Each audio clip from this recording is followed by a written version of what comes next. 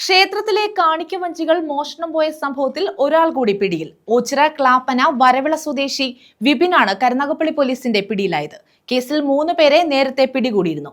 കുലശേഖരപുരം അമ്പീലേത്ത് ക്ഷേത്രത്തിലാണ് കഴിഞ്ഞ 2-ന് മോഷണം നടന്നത്. ക്ഷേത്രത്തിലെ കാണിക്കവഞ്ചികൾ മോഷണം നടത്തുന്ന പ്രതിയാണ് പിടിയിലായത്. ക്ലാപ്പന വരവിള കോമാളത്ത് വീട്ടിൽ 19-കാരൻ വിപിനാണ് കരുനാഗപ്പള്ളി പോലീസിന്റെ പിടിയിലായത്. ഈ മാസം 2-ന് പുലർച്ചെ കുലശേഖരപുരം അമ്പീലത്ത് ക്ഷേത്രത്തിലെ കാണിക്കവഞ്ചികളും പിത്തള വിളക്കുകളും മോഷണം പോയിരുന്നു.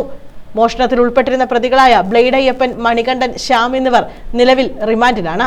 ബ്ലേഡ് അയ്യപ്പൻ നിരവധി വഞ്ചിമോഷണ കേസിലെ പ്രതിയാണ്. പിടിയിലായ വിപിന്റെ പേരിൽ മയക്കുമരുന്ന് കേസുകൾ ഉൾപ്പെടെ ഉണ്ടെന്ന് പോലീസ് പറഞ്ഞു. കരുനാഗപ്പള്ളി ACP പ്രദീപ് കുമാർ VS-ന്റെ മേൽനോട്ടത്തിൽ കരുനാഗപ്പള്ളി പോലീസ് സ്റ്റേഷൻ SHO അനൂപിന്റെ നേതൃത്വത്തിൽ SI-മാരായ ഷമീർ, ആഷിഖ്, പ്രമോദ്, CPO-മാരായ ഹാഷിം, മനോജ് എന്നിവരടങ്ങിയ സംഘമാണ് ഇയാളെ പിടികൂടിയത്. News bureau, Karunagappally.